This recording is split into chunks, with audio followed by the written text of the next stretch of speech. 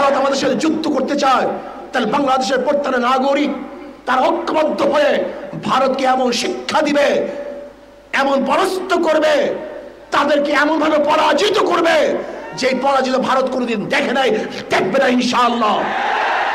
যে ভারত আমাদের সাথে ৭১ বৈষম্য করেছে, ৭১ স্বাধীনতার পরে ৩০,০০০ কোটি টাকার সম্পত্তি ভারত লুট করেছে।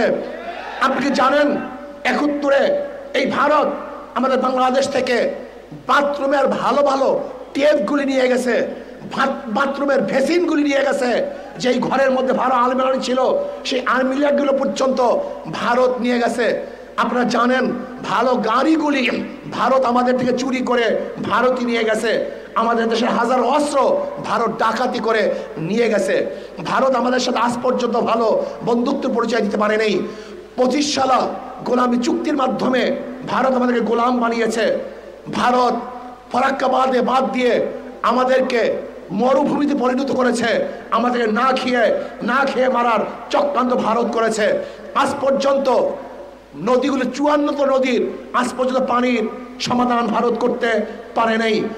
দেখেন ইসকনকে নিয়ে আজকে ভারত আমাদের খাদ্য বন্ধ করে দিয়েছে, আমাদের সাথে তারা বাণিজ্য করবে না। চিকিৎসাও বন্ধ করে দিয়েছে, তারা আমাদের চিকিৎসা করবে না। আমাকে কালকে প্রশ্ন করেছে ভারত যদি চিকিৎসা বন্ধ করে দেয় আমাদের অবস্থা কি হবে। আমি বলছি খুব ভালো হবে, আমাদের দেশে ভালো ভালো হসপিটাল আমরা নির্মাণ করব। ভারত যদি চিকিৎসা বন্ধ করে দেয় আমাদের দেশে হাজারো ভালো ভালো ডাক্তার আমরা তৈরি করব। ভারত যদি খাদ্য বন্ধ করে দেয় আমাদের বাংলাদেশের প্রত্যেকটা মানুষ আমরা কৃষক হয়ে যাব, আমি নিজেও কৃষক হয়ে যাব। বাংলাদেশের ১ ইঞ্চি মাটি খালি থাকবে না যেখানে কৃষি করা হবে না। ভারত যদি আমাদের পানি বন্ধ করে দেয় তাহলে আমরা তাদের সাথে যুদ্ধ করে আমাদের ন্যায্য অধিকার আমরা আদায় করব। ভারত আমাদের সাথে যুদ্ধ করতে চায়, আমি বলবো থোড়াই কি আর করি ভারতকে। ভারত আমাদের সাথে যুদ্ধ কোনোদিন করবে না। যদি যুদ্ধ করার দুঃসাহস দেখায় তাহলে ভারতের কালো হাতকে ভেঙে দেব। যদি ভারত আমাদের সাথে যুদ্ধ করতে চায় তাহলে বাংলাদেশের প্রত্যেকটা নাগরিক তারা ঐক্যবদ্ধ হয়ে ভারতকে এমন শিক্ষা দিবে, এমন পরাস্ত করবে, তাদেরকে এমন ভাবে পরাজিত করবে যে পরাজিত ভারত কোনোদিন দেখে নাই, দেখবে না ইনশাআল্লাহ। আমি বলবো ভারতকে আপনি উস্কানি দিচ্ছেন, আপনার লোকজন আমাদের উপর হাই কমিশনের আক্রমণ করেছে, আক্রমণ করছে হাই কমিশনও নয়, বরং আমি বলবো বাংলাদেশে আক্রমণ করেছে। ভারত আমাদের পতাকাকে অপমান করেছে, আমি বলবো ভারতে বাংলাদেশের পতাকা অপমান হয় নাই, গোটা বাংলাদেশ অপমান করেছে। ভারতে আমাদের উপ হাই কমিশনের মানুষদেরকে আক্রমণ করেছে, অ্যাসাল্ট করেছে, আমি বলবো সে আমাদের উপ কমিশনের মানুষদেরকে আক্রমণ করে নাই, বাংলাদেশের প্রত্যেকটা মানুষের উপর আক্রমণ করেছে, তারা প্রত্যেকটা মানুষকে আঘাত করেছে।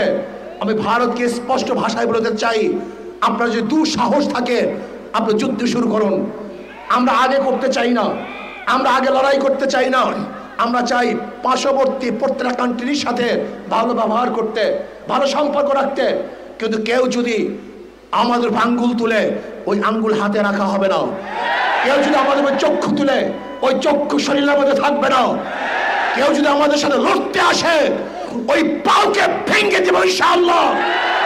আমরা ভয় পাই না, বাংলাদেশের মানুষ কোনোদিন ভয় পায় নাই, কোনোদিন তারা পিছনে হটে নাই, হটবে না, বুক পাতবে, পিঠ দেখাবে না, রাজপথে রক্ত ঢেলে দিবে, কিন্তু কোনো অবস্থাতেই মাথা নত করবে না।